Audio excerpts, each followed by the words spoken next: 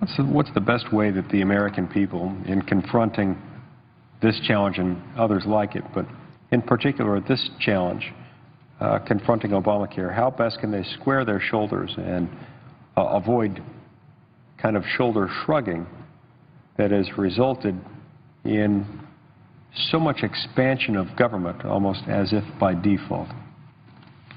I thank my friend from Utah for that very fine question.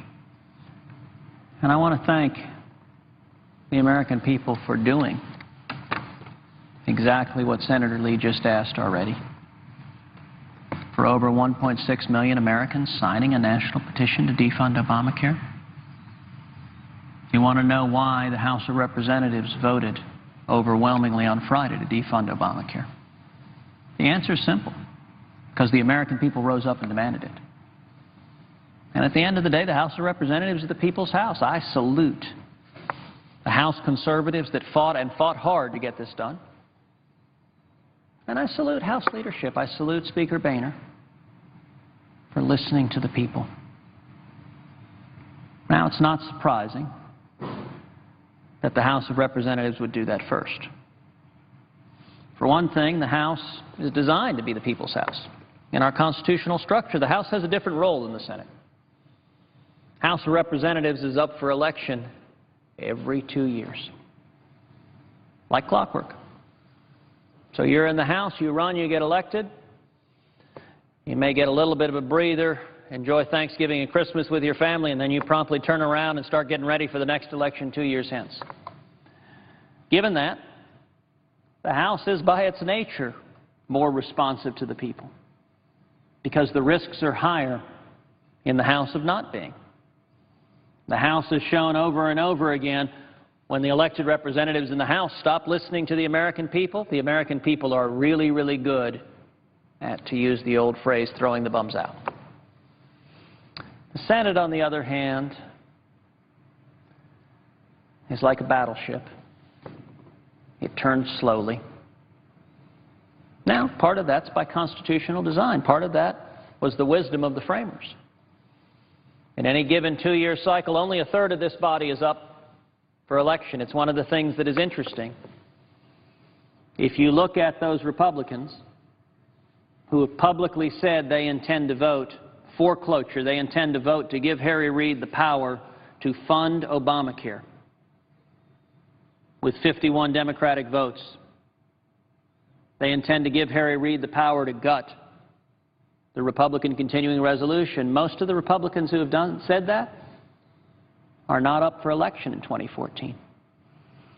It's amazing how it can focus the mind if you actually have to stand before the citizens. And I suppose some of the Republicans who were up in 2016 and 2018 might think, well, there'll be time. There'll be time. The voters will forget.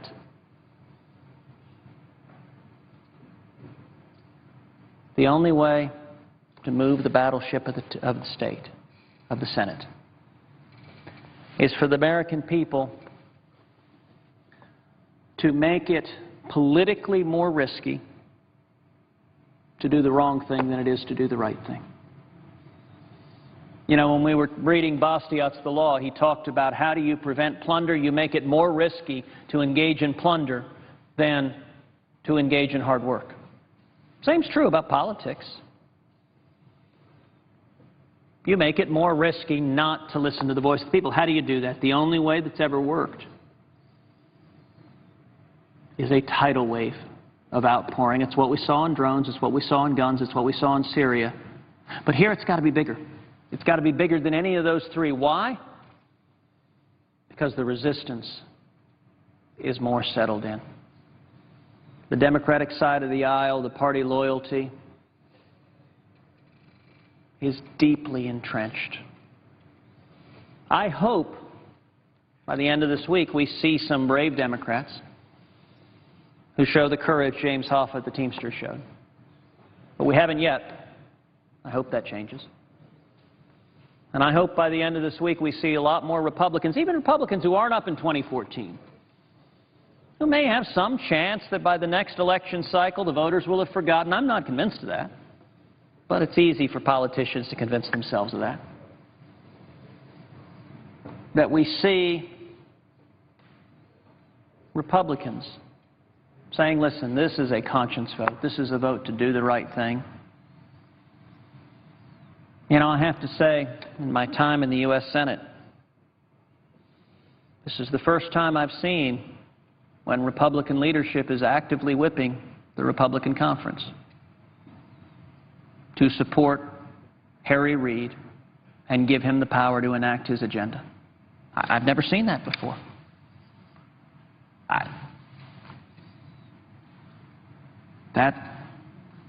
I'm quite confident is not what Texans expect of me.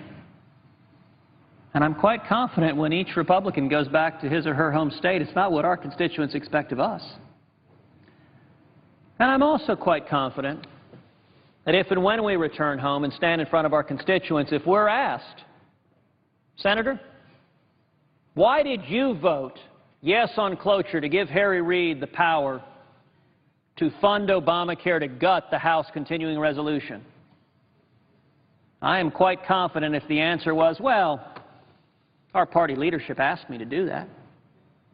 I'm expected to be a good soldier, to salute and march into battle. You know what? None of us were elected by party leadership. That's true on the Democrat or Republican side. Listen, if we see Democratic senators showing courage on this issue to break, I have no doubt that Democratic leadership will be very, very unhappy with you. I don't want to sugarcoat what the reaction would be. And on the Republican side, none of us were elected by our party leadership. We've got a different boss. Our boss is the American people. Our boss consists of the constituents who elected us. And I'm going to submit, if you strip away all the procedural mumbo-jumbo, all the smoke and mirrors, our constituents would be horrified to know the games we play. Theater, where every Republican or a lot of Republicans vote to give Harry Reid the authority to gut the House continuing resolution to fund Obamacare, and they go home and tell their constituents, hey, I was voting in support of the House. Boy, with support like that, it's like saying you're supporting someone by handing a gun to someone who will shoot you. And we don't have to speculate. It's not hypothetical that maybe, kind of, sort of, possibly, if you vote for cloture, Obamacare will be funded and the House of Representatives continuing resolution will be gutted. We know that because Harry Reid has announced it. So any Republican who casts a vote for cloture is saying, yes, I want Harry Reid to have the power to do that, and then I'll vote against it once it no longer matters, once it's a free symbolic vote. Mr. President, I don't think those kind of games are consistent with the obligation we owe to our constituents. You know, I made reference to the IRS Employees Union asking to be exempted from Obamacare. And the union sent a letter that they asked their members, please send. Mr. President, I want to read that letter.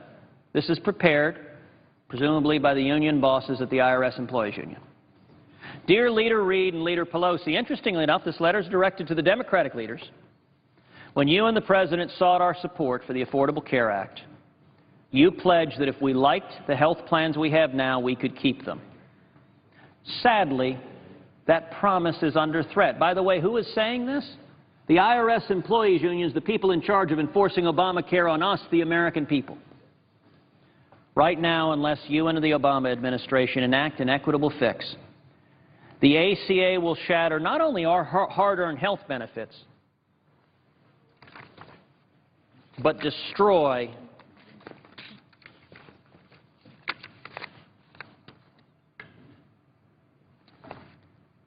the foundation of the 40-hour work week that is the backbone of the American middle class.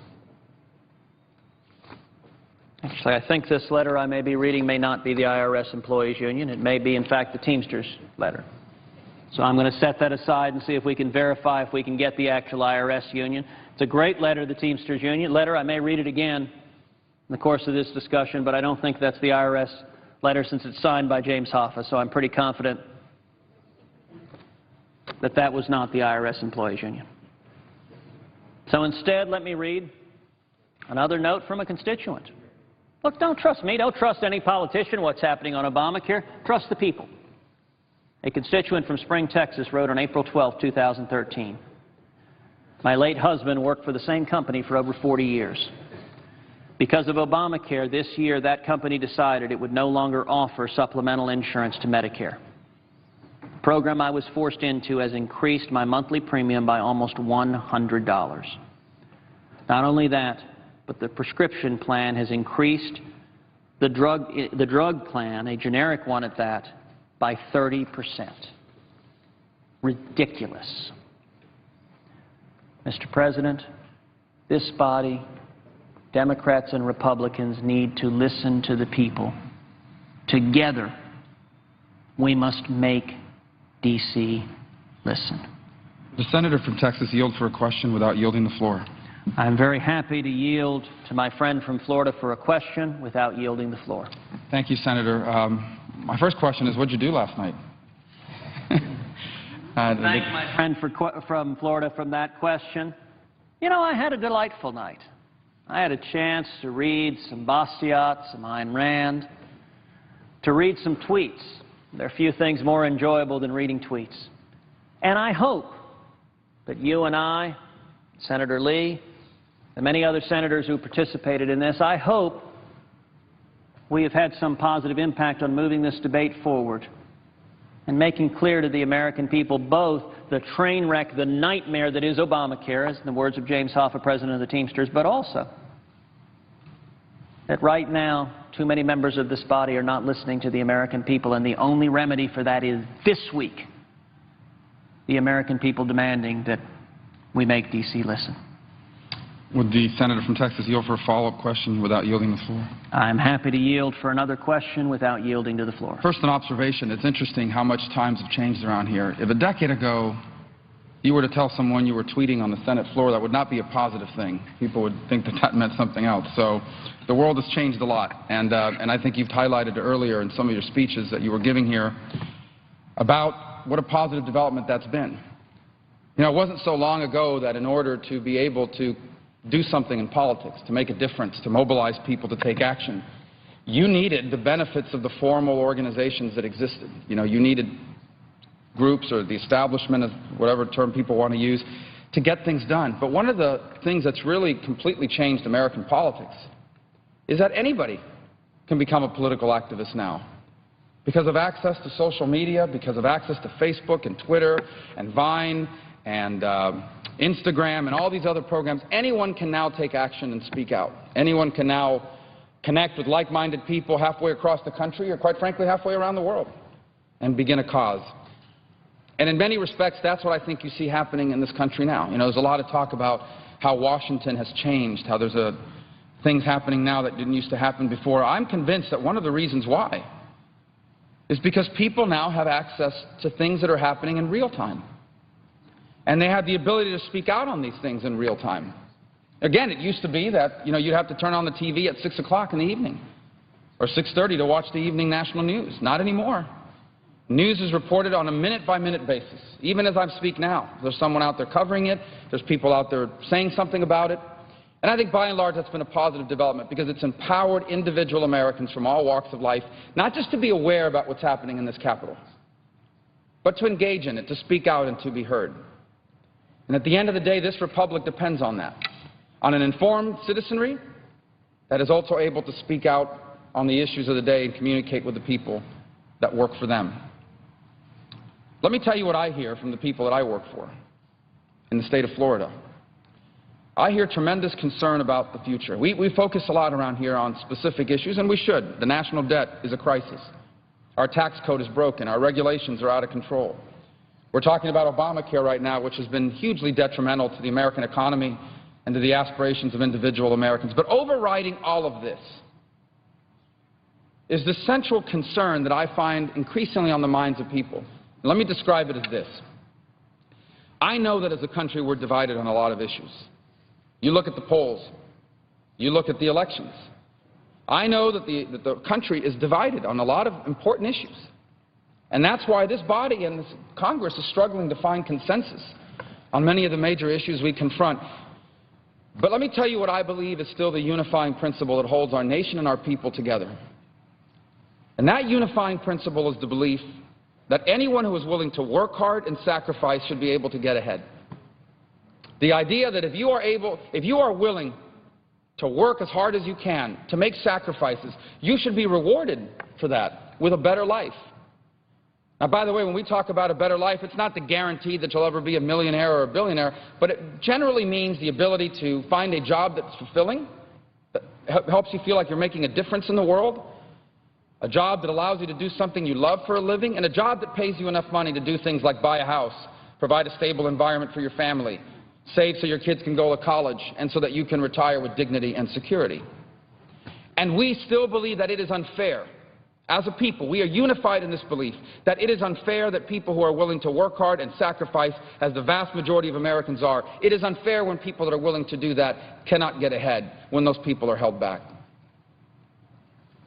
And we've been told our whole lives that if you work hard, if you sacrifice, if you go to school and graduate, if you do all these things, that you will get ahead, that this is that kind of country.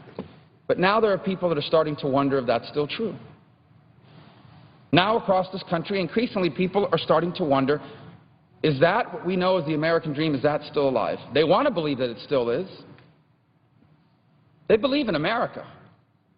But they're starting to wonder if that formula that I've outlined to you, hard work and sacrifice leads to a better life, if that formula still works. Why are they wondering that? It's not hard to understand.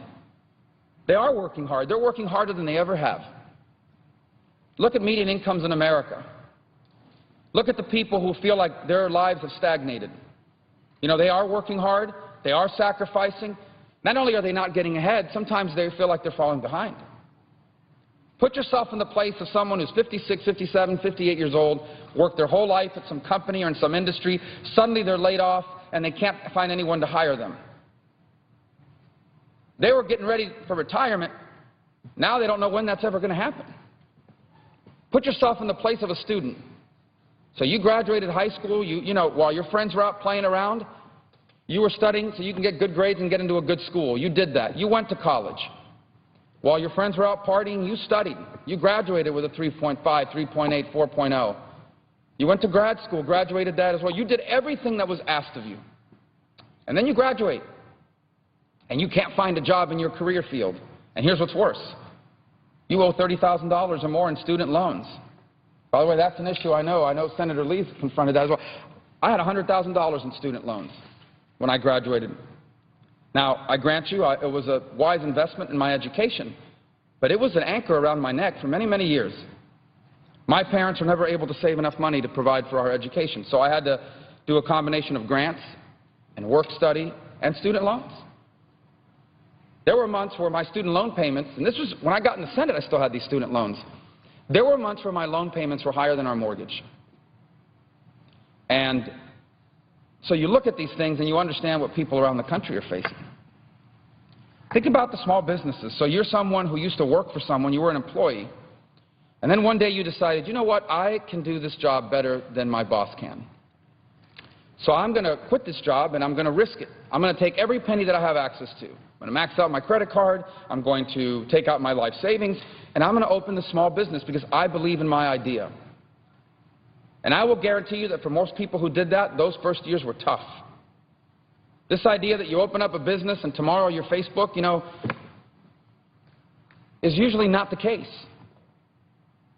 Usually you struggle those first few years. Oftentimes people fail in business two or three times before they finally succeed. Interestingly enough, as part of this process, one of the most rewarding things I've been able to do is travel the country and meet and interact with very successful people in business and in life. It's amazing how many of these people you meet, that when you ask them about how they got started and how they achieved, they usually focus on all the times they failed before they achieved. They take pride in the struggle because it means that they earned it. That they earned what they have. And they take pride in that. But anyway, put yourself in the position of someone who went through all that. Someone who started this business by taking out a second mortgage on their home and literally came upon one Friday when they didn't know how they were going to make payroll or stay open, but somehow they persevered and made it through. And now that business is open and functioning. and yet it's struggling. And they're wondering that after all these years of hard work and sacrifice, they feel like they're slipping backwards instead of moving ahead. There's a growing sentiment in this country about these things. And let me tell you why that's so dangerous. Because what I've just described to you is what we have come to know as the American dream. You know, there's this idea among the minds of some that the American dream is a material thing. That the American dream is about how much money can you make so you can own more things. Now, that may be an element of it for some people. But the American dream is largely about being able to earn for yourself a better life. And you can only understand the American dream by viewing it from a global perspective. You see, for those of us who are born and raised in this country, who have lived here our whole lives, who don't know anything else, sometimes it's easy to take what I'm about to tell you for granted. In most countries around the world, for almost all of human history, and even today, it doesn't really matter how hard you're willing to work and how much you're willing to sacrifice. If you don't come from the right family, if you're not well connected, you don't get into the right schools, and you don't get into the right jobs. Put yourself in that position for a moment. Imagine now if you have big hopes, big dreams, and big talent, and your hope is to do something with it. By the way, it doesn't mean necessarily making a lot of money. Maybe you want to serve in philanthropy. Maybe you want to make a difference setting up a foundation. Maybe you're an artist or a musician, whatever it may be. Imagine now being trapped with all that talent and unable to put it into use. You would say that's unfair. And I would tell you that was the human condition up until 200 years ago everywhere in the world, and it's still the human condition in many parts of the globe today. The American dream is that here that's not true. Here we believe that is wrong. Here we believe that's unfair. Here we believe all Americans, Democrats, Republicans, liberals, conservatives, everyone, we all believe it is unfair and it is wrong that someone should be prevented from achieving a better life because of where they come from, who they come from, or where they started out in life. We believe that's unfair. We believe that's wrong. That is the American dream's essence. The notion that you should be able to achieve whatever you were meant to be able to fully utilize your talents and whatever you find meaningful, the ability to have a career instead of a job, all these sorts of things. And that's what we're on the verge of losing in the minds of many Americans, and that is supremely dangerous to the country. Why?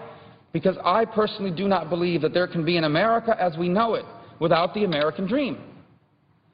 Without the American dream, America is just another big, powerful country, but it's no longer an exceptional one. That's what's at stake in all these debates that we're conducting here in this body. What are the impediments? What's it that's creating these problems that we're facing? I've identified three, maybe more, but I've identified three that I hope we'll focus more on. The first, by the way, is societal breakdown. It's real. This idea that somehow you can separate the social well-being of your people from their moral well-being is absurd. The social well-being from their economic well-being, the idea that you could separate those things, that's absurd. If you're born into a broken family, the statistics tell us that the chances that you're going to struggle significantly increase. The destruction of the family structure in America, the decline of it, is a leading contributor to poverty and educational underperformance. Now, the question for policymakers here in Washington is, what can we do about that? Can we pass laws that make people better parents? Can we pass government programs that make people better families or make families better? The answer is usually not. But I can tell you what we can start doing. We can start recognizing that this is a real factor, that this is not about moralizing, this is not about imposing our religious views or our values on anyone. This is a free country. You have the right to believe in anything you want. You have the right to believe in nothing at all. But you better believe this. It doesn't matter how many diplomas you have on the wall. If you don't have the values of hard work and sacrifice and respect and perseverance and self-discipline, if you don't have those values, you're going to struggle to succeed. And no one is born with those values. No one. Those values have to be taught. And they have to be reinforced. And one of the things that made America exceptional, one of the things that allowed the American dream to happen, is that in this country we had strong families and strong institutions in our society that helped those families instill those values in children. Today there are millions of children growing up in this country that are not being taught these values because of societal breakdown. We refuse to confront it at our own peril. We better recognize it, we better start acting on it as a nation. Because I'm telling you, children that are born into broken families, living in substandard housing, in dangerous neighborhood, with no access to health care, with difficulty accessing good schools, these kids have 5 strikes against them. They are going to struggle to make it unless someone addresses that. And we are losing an entire generation of talent because of it. We better address it in a way that's good for the country and also good for those families. The second issue I would tell you that's contributing to this is we have a significant skills gap in America. What that means is 21st century jobs require more skills than jobs ever have. Here's a graphic example. Go to the grocery store. I was there on Saturday. There used to be 12 checkout lines, and that meant 12 cashiers, right? 12 cashier jobs. Now there were 8 checkout lines, and the other 4 were these machines where you just run the bar over the scan. That means those 4 or 5 cashier jobs are gone, right? Yes. But those jobs have been replaced by the job of the people that install those machines, the jobs of the people who build those machines, the job of the people who maintain those machines. A graphic example of the 21st century. The job has been replaced by a different job, but the new job, to be a cashier, you just have to be trained on the site. My mom was a cashier. But to fix, maintain, and build those machines, you need a higher level of skill that you have to learn in school somewhere. Too many of our people don't have those skills. We've got to fix that. For the life of me, I don't understand why we stigmatize career education in America. There are kids who don't want to go to Harvard or Yale. They don't want to go to a 6-year degree or 7-year degree program. They want to fix airplane engines. They want to be electricians and plumbers. Those are good paying jobs. We need electricians and plumbers and people to fix airplane engines. We should be teaching kids to do that while they're still in high school so they can graduate with a diploma in this hand and a certification that makes them job ready in the other. We should do that. Beyond it, our students today, many of them are non-traditional students. They're not just 18, 19-year-olds that just graduated from high school. They're, for example, a single mom who's working as a receptionist at a dental clinic somewhere, and she's the first one to get laid off every time things goes wrong. How can she improve her life? By becoming an ultrasound tech, or by becoming any of these other paraprofessions that you find in medicine. But to do that, she's got to be able to go to school. How's she going to do that if she has to work full-time and raise her kids? We have to answer that. Whether it's online programs or flexibility in study or programs that give you credit for life experience and work experience, we have to answer that. We have to also address workers that are in the middle of their lives, have lost their jobs, a job that's never coming back. They need to be retrained. And by the way, the traditional college route will still be the ticket to upward mobility for millions of Americans. But we better figure out how to pay it. Because right now you have kids graduating with $30,000 and $40,000 around their neck. And that's going to prevent them from starting a family, buying a house, and moving ahead. We had better address it. We had better figure out why it is that every time more aid is made available to these students, it gets gobbled up by tuition increases. We better address that problem. We better address the skills gap. But here's the third, and it goes right to the heart of what Senator Cruz from Texas is dealing with here. The free enterprise system is the single greatest eradicator of poverty in all of human history. Free enterprise, American-style free enterprise, has eradicated more poverty than all the government programs in the world combined. You want to wage a real war on poverty? Encourage free enterprise. Why? Because free enterprise is an economic system that rewards people for hard work, sacrifice, and merit. Free enterprise doesn't ask, what did your parents do for a living? Who do you know? Where do you summer? Who do you hang out with over the summer? What clubs do you belong to? Free enterprise doesn't ask that. Free enterprise wants to know, what's your idea? Is there a market for it? Are you willing to work hard and sacrifice and persevere? Because if you are, there's no guarantee, but if you are, you're going to have the real opportunity to make it. You want to know proof that that works? I've got 200 and some odd years of American history to show you. It works. In fact, it works so well that other countries are trying to copy it in their own version. Why are there millions of people in China today that just a generation ago lived in deep poverty and now are consumers in the middle class? Why? Is it because they headed even more in the direction of communism, or is it because they've opened up their economy to free enterprise principles? The same is true in Brazil, Mexico, India, all over the world. What are the countries that are finding increased prosperity and growth in the middle class doing? They're inching towards free enterprise, not away from it. Now, does that mean there's no role for government? No. Of course there's a role for government. There's an important role for government. It provides for our national security. It's hard to grow your economy when you're under attack. It provides for internal security. You know, it's hard for people to invest in an economy if they don't know there's a court system that's going to enforce property rights, if they believe that crimes are going to go unpunished. Beyond that, we believe in a safety net. Free enterprise doesn't work without a real safety net, not as a way of life. The safety net is not a way of life. You can't live your whole life on welfare and food stamps and disability unless you're truly disabled. And that's what the real safety net is there for. It's there to help people who cannot help themselves. And it's there to help people who have fallen to stand back up and try again. We believe in a safety net, not as a way of life, but as a backstop to make people feel the confidence that they can invest in the future. What else should government be doing? As I've talked about, national security, infrastructure, the roads and bridges that we build in this country. It's not a jobs program, but it does create the backbone for the economy to function. The problem is the most important thing that government should do in all of our policy-making decisions is we must ask ourselves, before you do anything, you pass a law, you create a new program, ask yourself, will this foster the free enterprise system, or will it undermine it?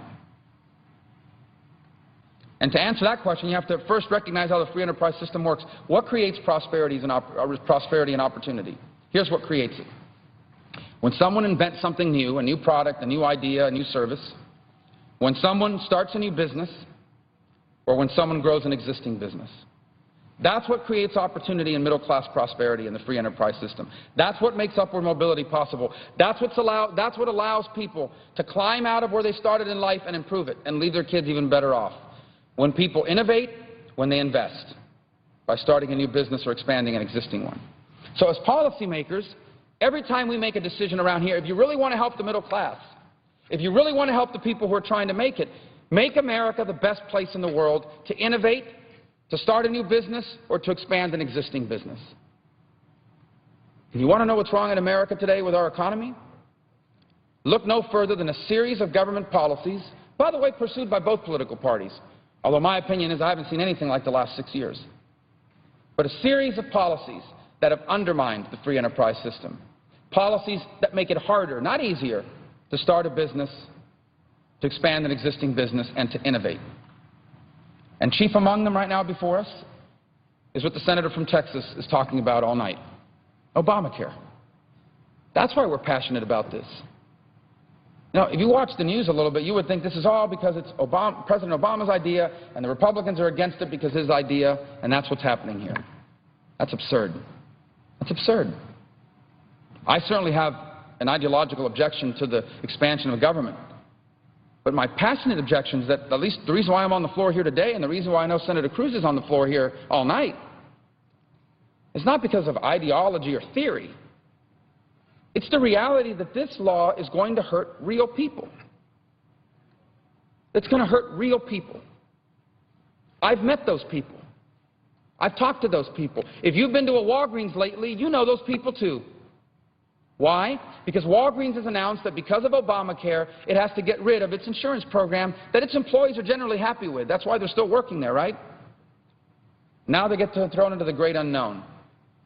And here's the problem with that. Imagine if you're chronically ill, or imagine if you have children and you have this pre-existing relationship with a doctor. They know your history. You can call them when you need them. They're responsive. That's why you've been going to them all these years. Now you get thrown into this new insurance program. That doctor isn't on the plan anymore. In fact, what we're hearing from these new exchanges that are being set up, is one of the ways that we're going to lower costs is we're going to limit our networks. Less doctors, less hospitals. That's how we're going to save some money and make these things affordable. And that's what we're going to put people into? So all of a sudden, this doctor you've been going to all these years, you can't go to them anymore? That's wrong. That's hurting real people. How about this for an example? Imagine now these small businesses that I've met. I know you've talked about this, Senator Cruz. I met a restaurant owner. We had a small business committee meeting here a couple months ago. Small business owner from Louisiana. He testified. He's got great ideas. He has calculated that there is a market for him to open a new restaurant. He owns a chain. He wants to open one more. He's not going to because of Obamacare, because the costs create uncertainty about the future for him, because he's worried about triggering mandates he can't calculate for. Now, you may say, well, you know what, he's a business owner. He already has X number of restaurants. Why does he need any more? Some people would actually say that. It's not him necessarily we're worried about the most. He would be the first one to tell you, I'm going to be okay. Who's not going to be okay? Well, if he opened that new restaurant, he's going to hire 20 or 30 new people. There are 20 or 30 people in Louisiana right now who could have had a job that could have helped them to provide for their family, a job that could have helped them to pay for their school. Those jobs aren't going to be created. That's just one example. There are multiple examples. How about this one? How about if you're a part-time worker now? And look, the backbone of our economy can never be part-time work, but there's always a place for part-time work. I worked part-time before. I think the senator's talked about it. He had to work part-time as well. Others have. There's a place for that in our economy. Primarily, it helps young people and retirees. And for young people, it helps them to work their way through school. So imagine now if you want to work your way through school because you don't want to owe $50,000 in student loans. And so you're in Central Florida and you work for SeaWorld. And right now, maybe you're working 32 hours a week part-time and using the rest of the time to go to school. But here comes Obamacare. And so now SeaWorld has announced, instead of 32 hours, we're going to move you to 28 hours. That's real money. That is real money. That's hurting real people. Here's one that doesn't get a lot of attention. Medicare Advantage is a great choice program. It's not perfect. There are ways to improve it, but it's good. It's a program on Medicare that basically allows patients on Medicare to sign up in a managed care system that manages their care, but for that, it adds additional benefits to their package. My mom is a Medicare Advantage patient. I can tell you the outcomes are generally better than people that are in the fee-for-service system, and the services they offer are valuable. In my mom's case, she needs transportation to and from doctor's visits. That's one of the services the Medicare Advantage program provides. Obamacare takes money out of Medicare Advantage. They don't like it, so they took money out of it.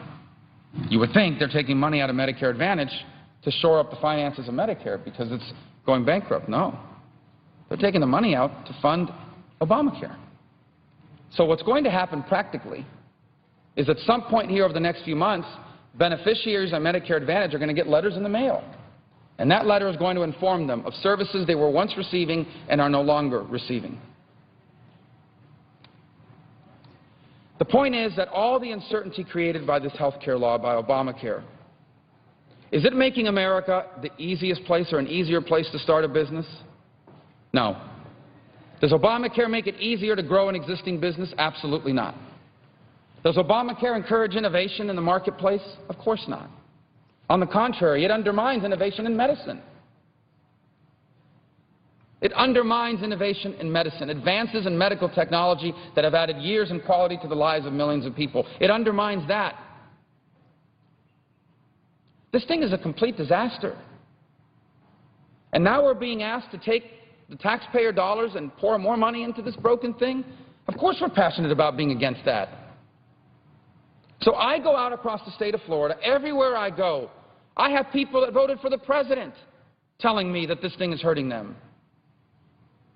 This is not a partisan thing. There are Democrats being hurt by this. There are supporters of the president being hurt by this. Earlier this evening, I lost track of when it was, Senator Cruz read letters from the Teamsters Union, from other unions across the country. We received news that the union representing IRS workers who are in charge of enforcing this law through the fines or the tax, whatever they decided to call it, they want to be exempted from it. They don't want it to apply to them. By the way, all of this, all these exemptions that people are begging for, whether it's members of Congress or IRS employees or unions, Let me tell you what that is. That is a shining a light on this reality. Big government always benefits the people who have access to power. Everywhere in the world that's true. Why? I'll tell you why. Big government always writes a lot of regulations, a lot of rules, a lot of complexity. So if you're a multi-billion-dollar corporation, if you're a powerful labor union, if you're a rich billionaire, you can come and hire the best lawyers in America, and they will help you figure out the loopholes in those laws. Let me tell you what else you can do. You can hire the best lobbyists in Washington to help you get those loopholes written in. Don't be shocked to learn, you may not be shocked to know this, but in politics, sometimes businesses use government regulations and laws to give them an edge over their competitors, to keep other people from coming into their industry and competing against them. Guys, it happens. It happens because in big government, that's possible. Big government always helps the people who have access to power because they're the only ones that can afford to navigate it.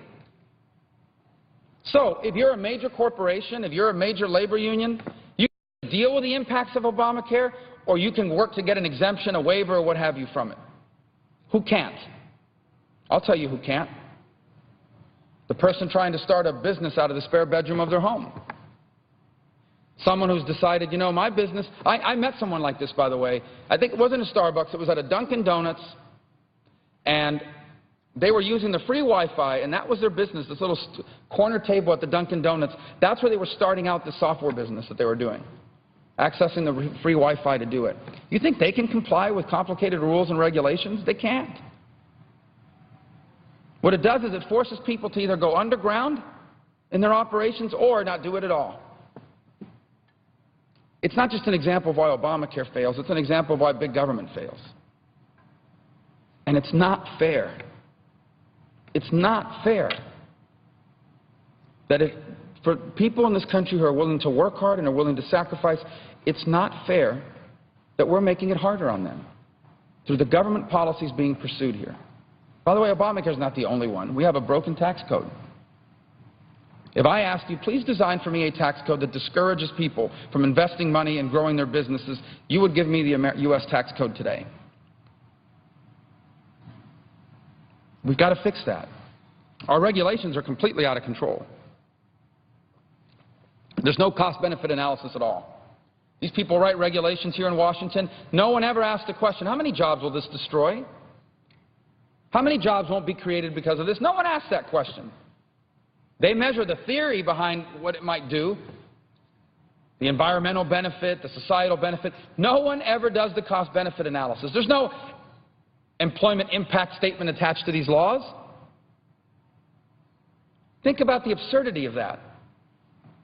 Here we are with huge unemployment, a huge number of people dropping out of the search for jobs, a huge amount of underemployment, a vast majority of the jobs, new jobs being created being part-time, and we're passing regulations that makes it even harder to create jobs and opportunity for people.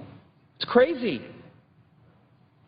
Regulations are out of control. The debt, we're going to deal with the debt here in about, I don't know, 6 or 7 days. The debt limit debate's going to come up.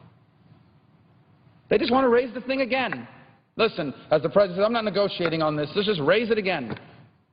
Never mind the fact that he stood on the very floor of this Senate less than 10 years ago and said that raising the debt limit back then was a leadership failure of leadership. Now, of course, things have changed because a $17 trillion debt is no longer as pressing in his mind. And that's problematic. Why? Is the debt just an accounting problem? That's how we talk about it, you know.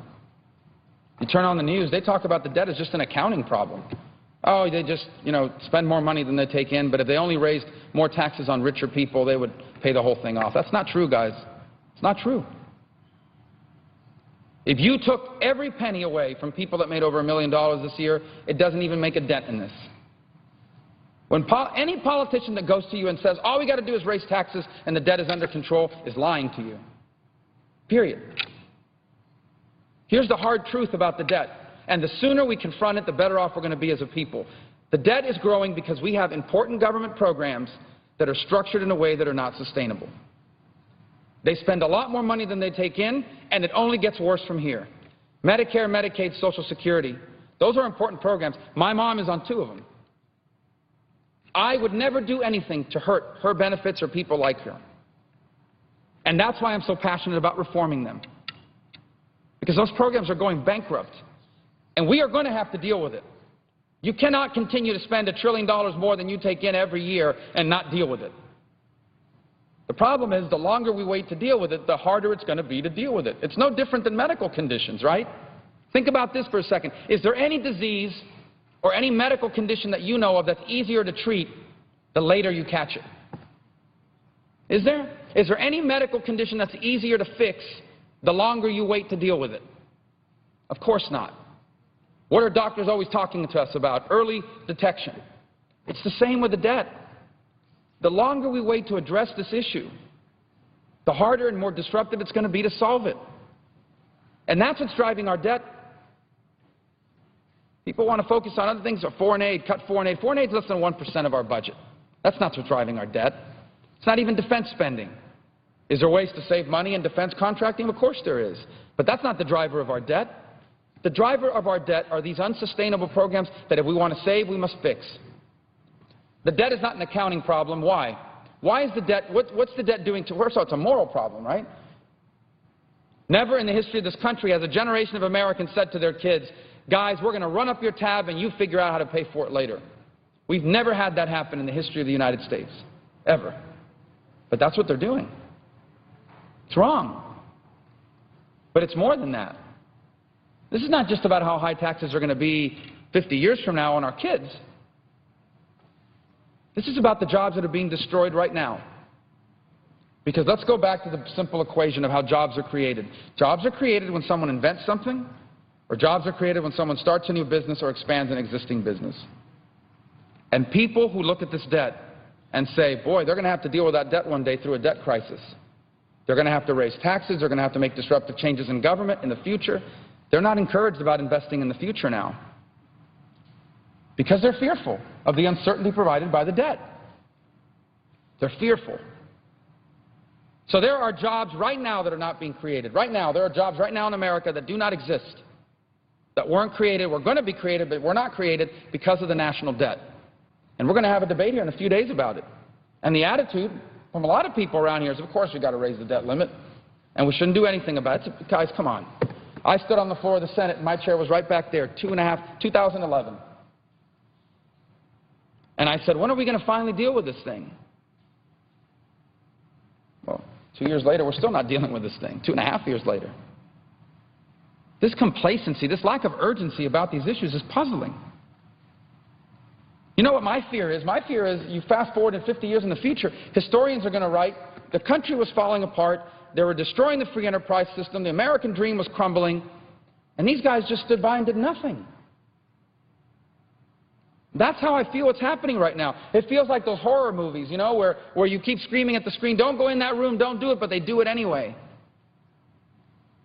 In some ways, everything that we're facing here with the debt, with Obamacare, is like a horror movie. You know how this ends up if we stay on this path.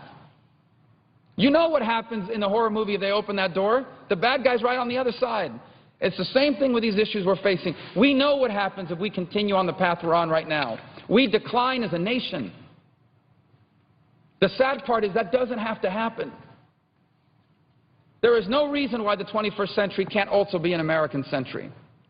There's no reason why the next generation of Americans can't be the most prosperous people that ever lived. But it requires us to act. It requires us to reform our tax code, not as a way of raising taxes, but not as a way of creating new taxes, but as a way of creating new taxpayers through economic growth. It requires us to deal with regulations. By the way, and I think the senator from Texas would agree with this, Obamacare, as much as anything else, is a massive authorization to write a bunch of rules. It's not just a law, it's a bunch of regulations that are hurting job creation, that are discouraging investment, that are discouraging people from starting a new business or expanding an existing business. We have to fix that, and we have to deal with the debt. All these issues have to be dealt with. None of them get easier to fix as time goes on. They all get harder and more disruptive. Which leads me, I guess, to, I don't know how you've done this for 18 hours. I'm already tired. But why, at the end of the day, I guess I'll just speak personally. The one issue that really makes me so passionate about all of this in its sum total. I often wonder, you know, what would my life have been like if America had never existed? What if in 1956 there wasn't a place my parents could go to where people like them had a chance for a better life? I doubt very seriously whether I would be standing on the floor of the Cuban Senate. There isn't one now, but I can't imagine what my life would be like if America had never existed. If God had not given my parents the opportunity to come to the one place on earth where people like them born into poverty and little formal education actually had a chance to build a better life. And I think about the millions of people out there now that are trying to do what my parents did, what Senator Cruz's father did and his parents did, but so many of our parents did, by the way. The great thing about this country is when you tell your story, everybody has one just like it. We're all the descendants of go-getters. Every single one of us is the descendant of someone who overcame extraordinary obstacles to claim their stake on the American dream.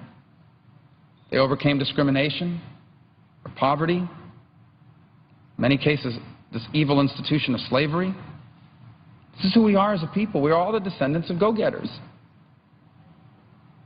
And I think about how that's changed the world. There is literally no corner of this planet that you can't go to where you won't find people that feel frustrated and trapped.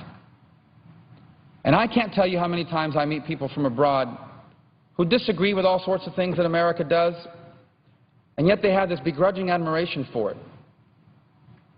You know what that admiration is rooted in? That someone just like them who came from where they come from in this country is doing extraordinary things. Things they never could have dreamt of in the nation of their own birth. And I think we should all ask ourselves, what would the world look like if America was not exceptional?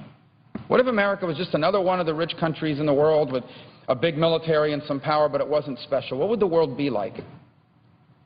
And the answer is the world would be more dangerous and less free and less prosperous. And so when we debate the future of our country, in many ways we're debating the future of the world. Because if America declines, I want you to ask yourself this: who replaces us? The United Nations replaces us? Really? Who replaces us? China? China doesn't even care about the rights of their own people. Why would they care about the rights of people anywhere else? Who replaces us? Russia? Who replaces us on the world stage? If America declines, who will inspire people around the world to seek not just freedom but economic opportunity? Who will stand as proof that it is a lie when you tell people that people like them can't achieve? Who will stand as an example that that's not true if America declines? And you know how the one thing that will lead quickest to America's decline? It's not simply the debt, it's not simply taxes, it's not simply these unconstitutional violations we see on a daily basis. The quickest way to decline is to undermine the American dream. To lose our identity as the one place on earth where anyone from anywhere can accomplish anything. That's the fast track to decline. And that's why we're so passionate about Obamacare. It is a direct threat to the American dream. Here, the irony of it is that Obamacare was sold as a way to help the people who are trying to make it. How was it sold to people? Here's how it was sold to people. If you're working class, if you're poor, and you can't afford health insurance, the government's now going to provide you health insurance. Tell me the truth. That's what a lot of people really perceive this to be. They don't have insurance now. This is going to allow you to now have insurance, maybe for free, if not at a very low cost. And by the way, anyone who already had insurance, this wasn't going to hurt you at all. That's how it was sold. That's how it was sold to people. This is going to be cheap, easy to get insurance for people who are struggling.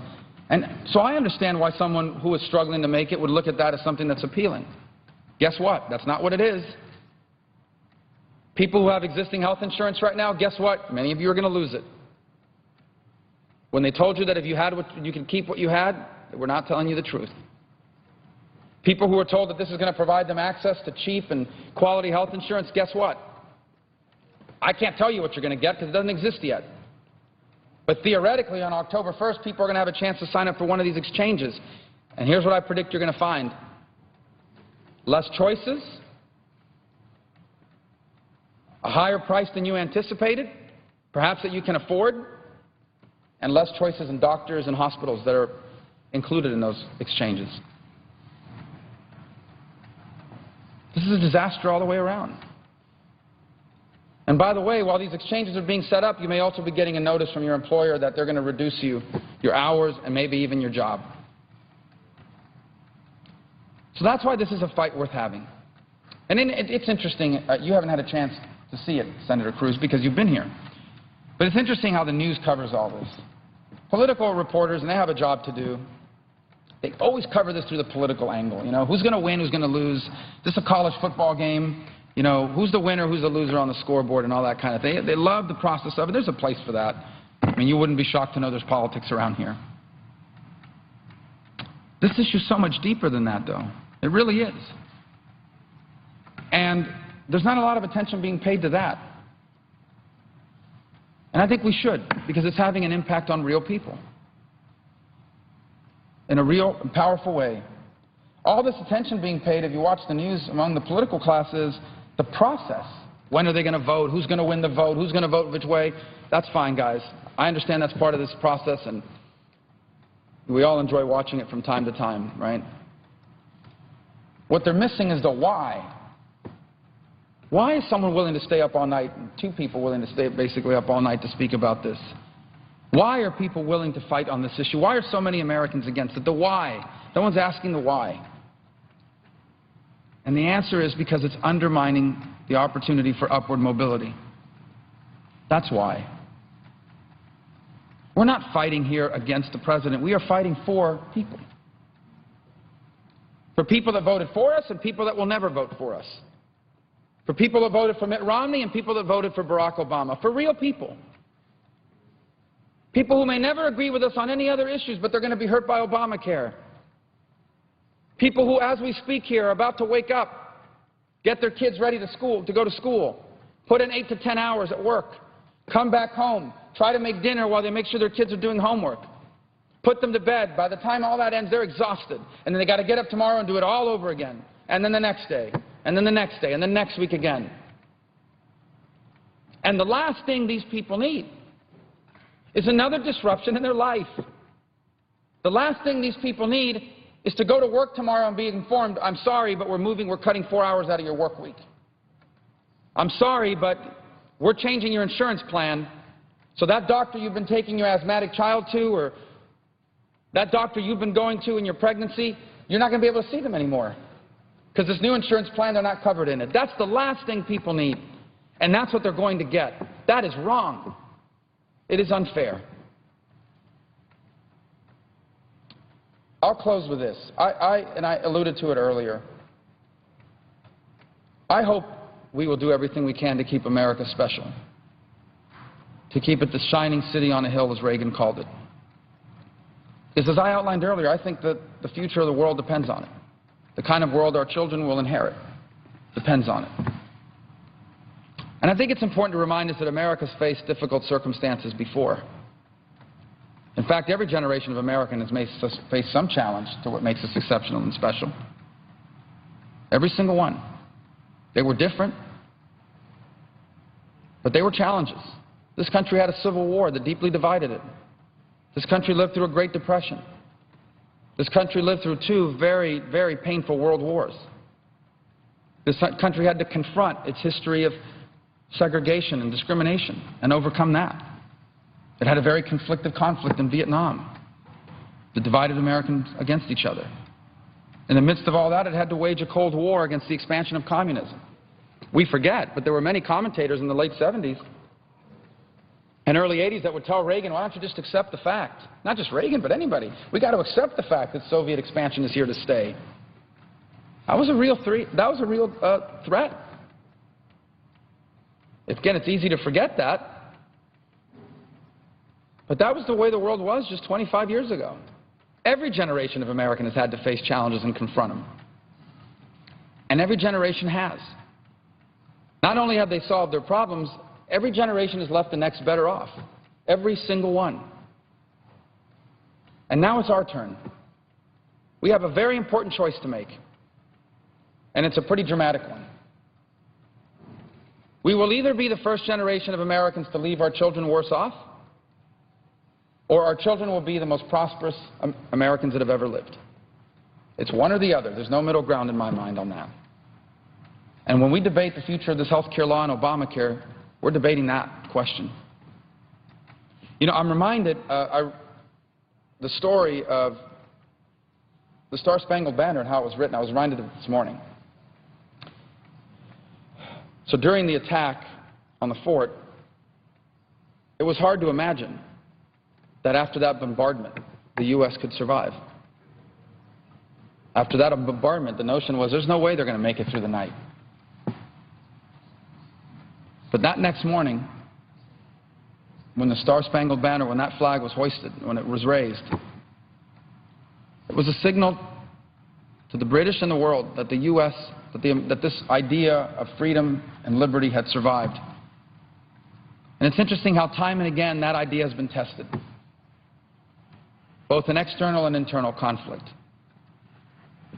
And you may not realize this, but when the Senate is in session, the flag is up. So usually I'm walking in early in the morning to the Capitol. There's no flag up at 5 in the morning, right, because there's nobody in session.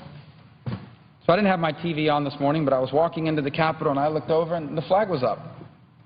I said, my goodness, these guys are still talking. And I'm glad they are. Because what's at stake is the future of our country. Economically, in ways just as dramatic as those challenges we faced at the inception of the Republic. Because this debate is not just about whether a program named after the President will stay in law. This debate is about a program that undermines the American dream, about the one thing that makes us special and different from the rest of the world. And if there's anything worth fighting for, I would think that is. If there's anything worth fighting for, I would think the American dream is worth fighting for. I think remaining exceptional is worth fighting for. I think after its history of poverty eradication, the free enterprise system is worth fighting for. I think as someone who has directly benefited from the free enterprise system, I personally have an obligation to fight for it. And I hope we will all fight for it, not just on this issue, but in the debate to come next week. And this is what this is all about. And so I'd close by asking the senator from Texas, as I highlight all these challenges that we face, is this issue really not at the end of the day about us fighting on behalf of everyday people who have no voice in this process, who can't afford to hire a lobbyist to get them a waiver, who can't afford to hire an accounting firm or a lawyer to help them navigate all this complexity? At the end of the day, the big companies, the really rich people in America, they're going to figure this out. They may not like it, but they can deal with it. And they have to, but they can. But the people who are fighting for are the people that cannot afford to navigate all this. Isn't this what this is all about? I thank the senator from Florida for his